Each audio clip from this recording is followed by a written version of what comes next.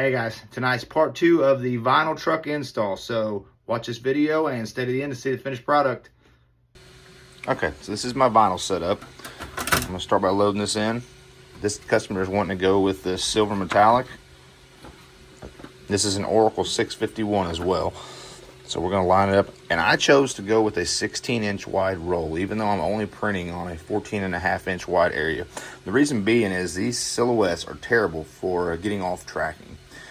And so if you're right on the edge of the limits of what you can print in here, as soon as it starts going, sometimes if you don't get it exactly aligned correctly, it'll start off tracking, and about halfway through your long print, there's no saving it. It'll cut off, it'll spin, and it ruins it. So I give it about a half an inch of extra on each side by going with the 16-inch. You don't waste that much vinyl, and vinyl is not expensive enough to worry about.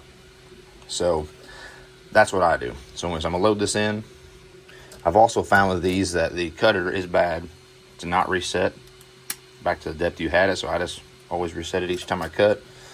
Stick it back in there, make sure it's locked, and then I'm going to feed this in. I leave some slack so the roll doesn't pull off of there. Okay, I'll put this back out of the way. Make sure your cutter is released. All right, so here we're just gonna go ahead and run the cutter and get this vinyl ready for us to go ahead and transfer tape and get cut down to size to put on the truck. So here we're weeding it out, getting that part ready, fixing to put the transfer tape on it.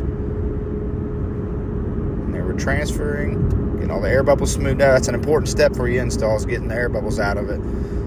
So here we're gonna clean the windows. Make sure when you do this, you use a good lint-free rag to keep from getting any kind of little particles on it, because that'll all show up as air bubbles in your finished product. All right, so if you notice here, I brought the sticker back out and I taped it together before I got there because I'd cut it in half. That lets me allow to size it exactly where it's going to be as one piece. And then after I get it set where I want to, I go ahead and tape down the straight edge I can to it, fold it down, and then I use my squeegee to work that back up into two pieces. So here's the right side, I'm doing the same.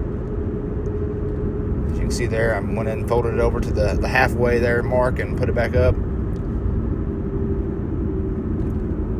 And then on the back glass, when you got a tapered glass like this truck is, you got to be careful trying to get it centered on there because it's not a real good straight edge to measure off of. So you kind of got to put your best eyes on it to make sure it looks as good as it can to you. And then with the lettering, like I said, kind of the same. You're going to notice it more with lettering than you are with a circle, but make sure you get it where it looks like it's even through there. And that's our install, guys. Like I said, I hope you like the finished project and come back to the next one.